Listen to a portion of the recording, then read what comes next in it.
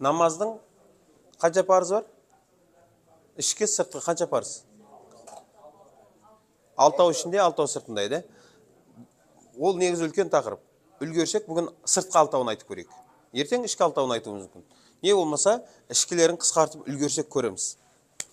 Бұл өте маңызды нәрсе. Қараңызшы. Осы парыздарды білмеудің қасіреті қандай екен?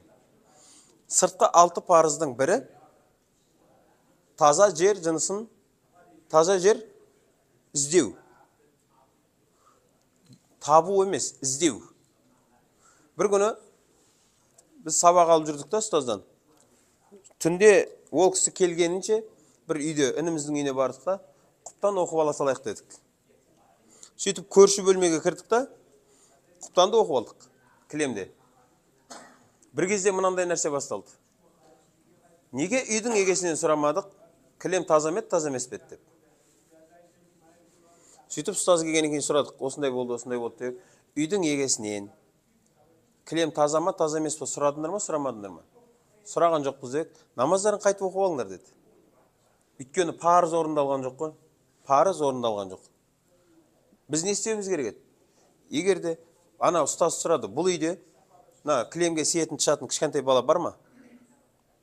Қазіргі келіндерше телефонмен әлек қой, занят қой, бала тыржалаңаш жүгіріп жетті, әрге сиіп кете береді, бұлар білмейді да оны. Тышса көрініп тұр ғой. Сисе, кейін жүреді, что-то бір не той шығып жатыр деп ше. Ана әрге сиіп кеткен да, сөйтеді не істейді? Ана күйеуін дәу кілемді арқалатады да, химчистке жібереді. Бала бір жерге сиген, бүкіл кілемді жуып жүреді да. Ойнап жүрген бала кез келген жерде дәрет сындырып кетуі мүмкін. Ол кеуіп кетеді, білінбейді. Бірақ кілемде тұр ғой, ол нәжес. Енді қараңыз, үйде кішкентай бала бар, ана үйдің егесінен сұрау керек еді. Мынау таза ма, таза емес пе? Намаз оқып бола ма, болмай ма? О жерде қайта дәрет сындырған жер бар болса да, үйдің егесі егер таза десе, сен үшін таза. Сұрамау үшін не істеу керек еді онда? Жай намаз жайы керек еді. Жай намаз жайдың ба? Болды. Астында нәжесі бар кілем тұрса да, сен жай намазда тұрған адам болып есептелесің.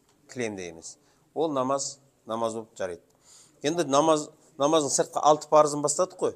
Осы бірінші енді айтылғаннан кейін, бұда рет деген жоқ. Осы 6-ау одновременно болу керек. Ниет, уақыт, таза жер, қыбла, әурет, дәрет. Таза жер іздеу. Енді қырда болсақ не істейміз? Үйдегі түсінікті болды ғой. Қырда болсақ не істейміз? Қырда топырақ бар. Қыр, топырақ. Қойлар симеген түшпаған жер жоқ қой. Қырда қалай табамыз таза жерді? Жоқ, топырақ тазартушы болады, білесіздер ма? Топырақ тазартушы. Негізі топырақтың біз қасиетін білмейміз әлі. Топырақ негізі бізбен бір ғой, жанысы білесіздер ма? Баяғыда біз денемізді кесіп кетсе, не істейтін еді баяғыда? Бүйтіп топырақ салатынбыз ше, қанын тоқтататын сөйтіп. Қазіргілер инфекция түспесін деп жауып қояды да, заражение кесіп операцияда жүр ғой қазір. Ақымақтар ше, ананы топырақ сепсең жазылар еді негізі ше. Сөйтсе біреу бүйтеді, қазіргі топырақтар басқаша ғой дейді. Қазіргі адамдар басқаша, топырақ өзгерген жоқ ол. Топырақтар алкаш болып кеткен жоқ қой. Топырақ сол күйінде. Топырақтар процентке кіріп кеткен жоқ, кредитке кіріп кеткен жоқ, ішіп кеткен жоқ. Топырақ сол күйінде. Бірақ топырақ тазартушы болады. Кез келген жерге барасыз да, сулы зәр тұрған жоқ. Кебу топырақ тұрма, басы айдалады да жылы болсын деп тезектің үстіне тұрып ма барып. Топырақ таласынан намаз. Бір қызығын айтайын. Бұрын шариғатта айтатын еді. Ыдыста ит жаласа. Иттің, біліңіздер, иттің сілекейінде жаман аурулар бар. Именно иттің сілекейінде жаман аурулар бар. Көп. Паразиттер. Ит ыдысты жаласа, шариғатта не деп айтады? Топырақпен не 3, не 7 мәрте жуасында артылы сумен шая саласың.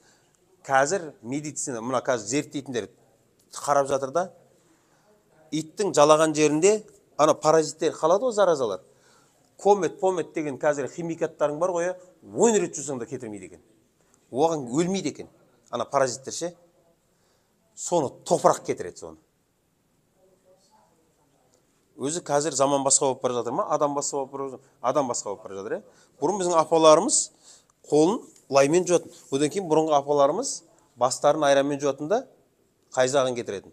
Ана құрттың сары суымен басын жуатын, сиырға беретін, пайдалы нәрсеге қолданатын.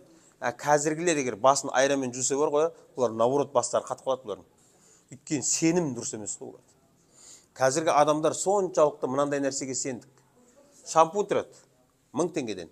Бір шампунь тұр 3000 теңгеден ше. Адамда неосознанно түсінік тұр, анау зор деген. Қымбатын алсаң жазылам деп ойлайды. Қымбатын, өз адамдар қымбаттауына, жақсысын бере берші.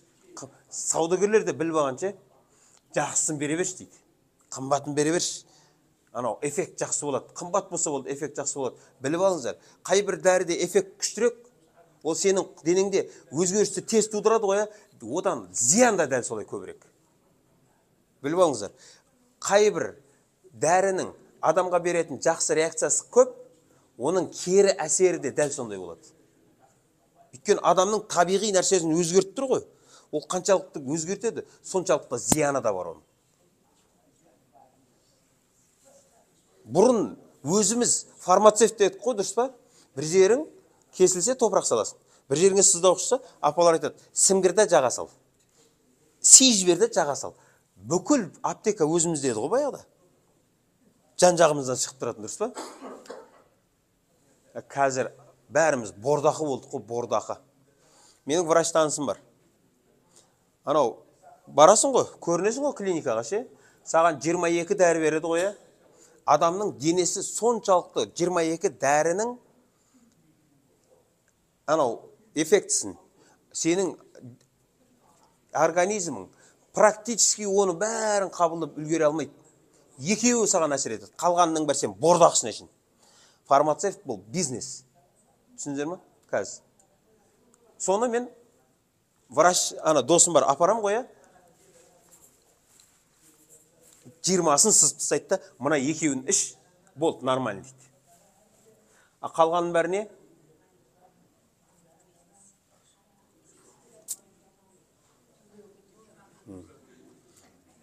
15 теңгелік аспирин бар да, стерптацит нелер ше, матада, қағаздағы. Соны қазір бір құмыраны жылтыратып істейді да, ішіне соны салады да, 1,5 теңге дейді. Сөйтіп келесің да, аспирин берші десең ананы көрсетеді ғой. Баяғы білетіндер сол аспиринді ала береді. Жас келіндер қазір барады да, мынау заменяющий бар, зор дейді ғой. Соны берші дейді. Екеуінің эффектісі бірдей. Бәлесті жоқ. Өлсең бәрі өлесің. Негізі жазылу үшін бар ғой, дәріден бұрын сенім керек. Сенім керек. Сеніп ішсең қара суда ем болады. Таза жер деген сондай. Одан кейін уақыт. Уақыт. Мына әйелдерде көп болады. Жол жүрейін деп атады ғой. 5-ін 1:40-та кіреді да. Жол жүрейін деп атады да. Жолда не істеймін дейді да, 12-де 5-інде оқып алады олар. 1:40-та 5-інің уақыты кіреді ғой, сенің 12-де оқыған намазың күйеді. Әр намаз өз уақытысында парыз етілген. Саған 12-де намаз парыз болған жоқ. Уақыты кіру керек. Уақыт кірген кезде уақыттың кіретін, шығатын уақыты бар. 5-інің кіретіні 1:15 болса, шығатыны 4:15. Осының ішінде оқып біту керек. Уақыт. Одан кейін қыбланы іздеу.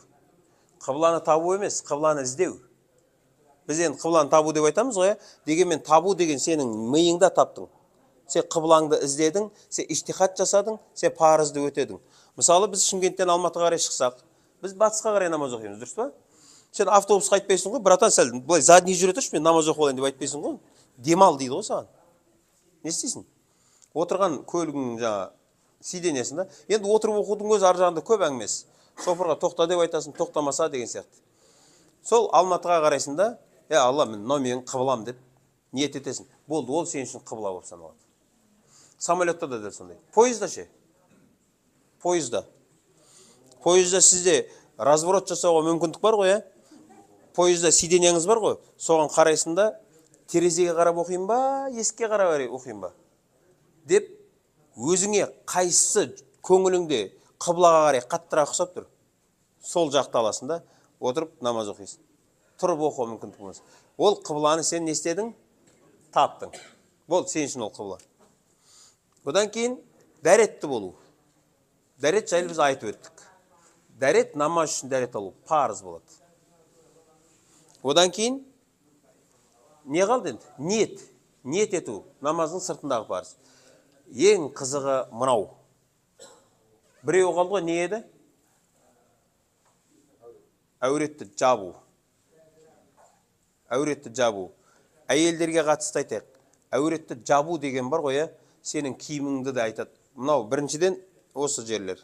Екіншіден, әйел адам намазда тұрған кезінде арттан қараған адам 90, 60, 90-ды көрмеу керек. Түсіндіңіздер ма? Битті тұрманау. Көкірегі алда, құйрық артта. Киімің жабысып тұрмау керек. Әйел адамның киімі бос болу керек. Әурет көрінбеу керек.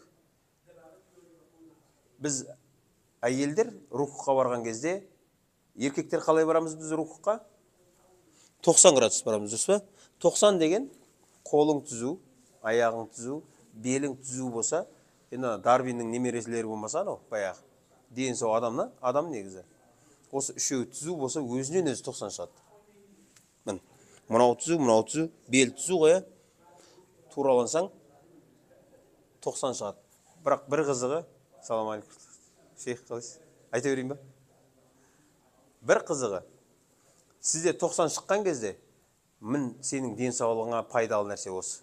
Намаз денсаулық үшін оқымаймыз, бірақ намаз оразада екі дүние үшін пайда бар. Қараңыз, қазір көріңіздерші, кейін, 90-ға тұрасың ғой, кішкене алға қарай жүресің.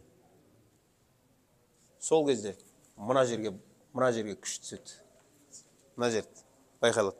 Одан кейін беліңді түзетесің, адамды негізі ұстап тұратын омыртқа, қоя негізгі біздегі омыртқаны ұстап тұратын негізгі жанында екі бұлшық ет бар. Міне адамды негізі ұстайтын осы екі бұлшық ет. Сол бұлшық етті көріңіздер. Осы кезде бүйтіп белді түзейсің ғой, именно мынаған күш түседі. Мына екі жерге күш түседі. Талат. Бірақ осыны әрдайым істесең бар ғой, сен бұлшық етіңді качет етіп жүрген адам боласың. Бірақ намазды бұлшық етті качет етуге бастап кетпеңдер. Бұл бізге қосымша Алланың берген нығметтері. Ал әйел адамдар рухқа барған кезінде сырттан көрген адам оның бөксесі бір район болып тұрмау керек. Мә деп ше. Әйел адам былай. Бөксесі көрінбейтін еу бүкірейіп барады. Адамның былайша біздің тілмен айтқанда фигурасы көрінбеу керек.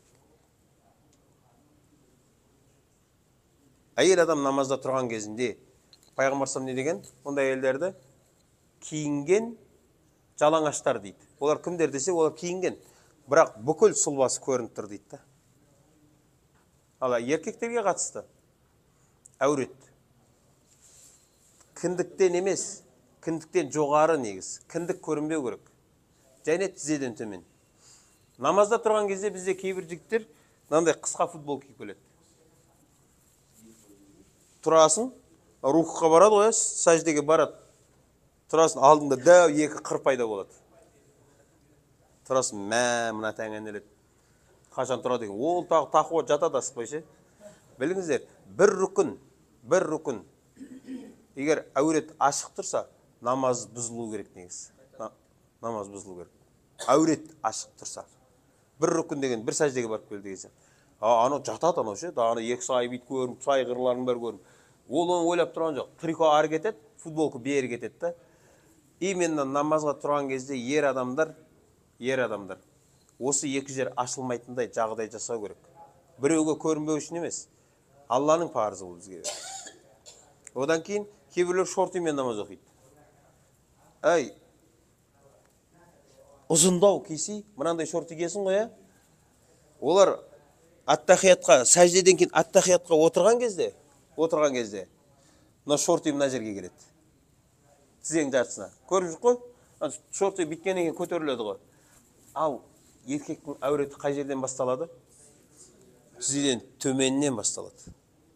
Тізе көрінбеу керек. Намазда, вообще, намазда мына жерге келмеу керек ол шорти. Мен айтамын да, әкімнің алдына шортимен бармайсың ғой. Намазға отырған кезде дұрыстау, ұзындау нәрселер киіп, әуретің ашылмайтындай жағдайды жасап алу керек. Бұл намаздың сыртқы парыздар. Ішкі парыздар ертеңгі айтамыз ғой, или қысқартып айтып кетеміз ба? Бұл түсінікті негіз. Такбир тахрима, ішкі парыз алтау. Такбир тахрима, өз намаз бабы ұзақ, бұны ертең жалғастырармыз. Мүмкін маңызды нәрселерін айтармыз, бүгін общий қамтитын нәрсесін айта кетейік.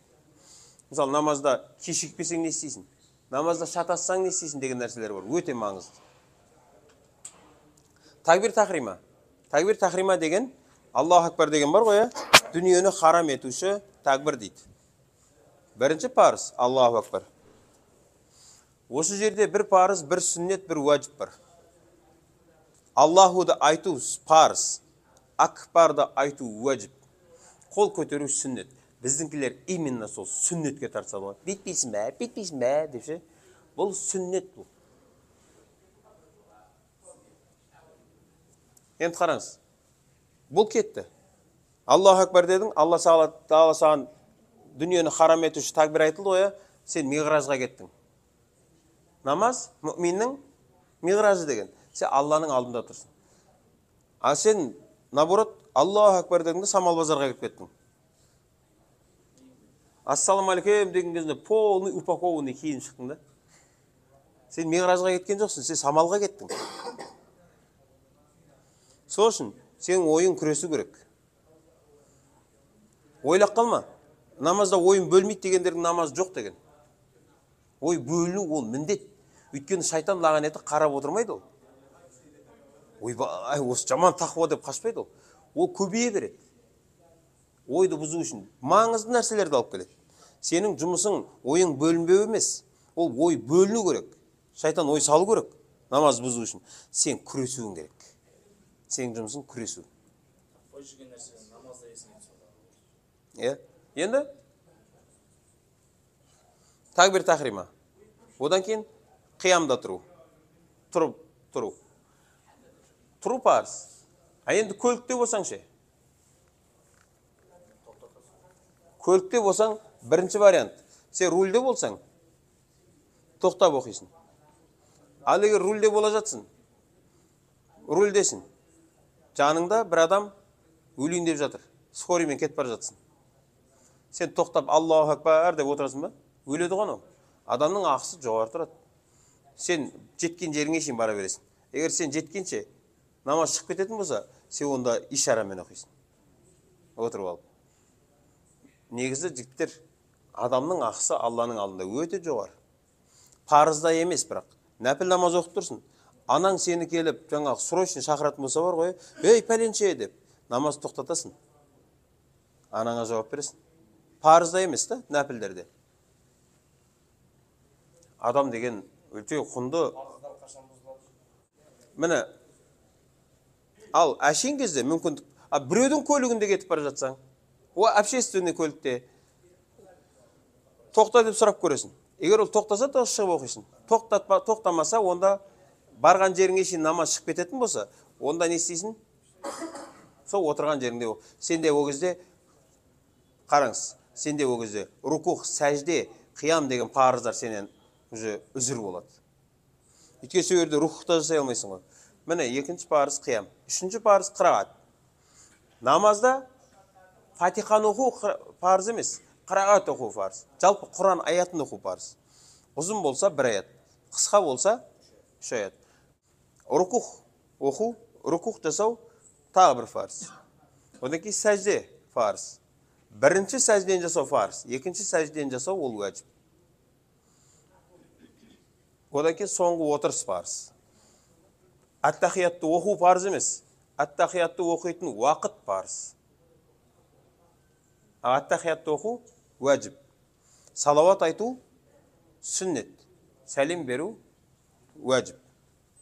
Сәлем беру уәжіп. Енді қараңыз. 6 парыз бар, Қазір айтып шыққан 6 парыз бар. Осы 6-ның біреуі намазда кем болса, парыздың біреуі намазда кем болса, намаз болмайды.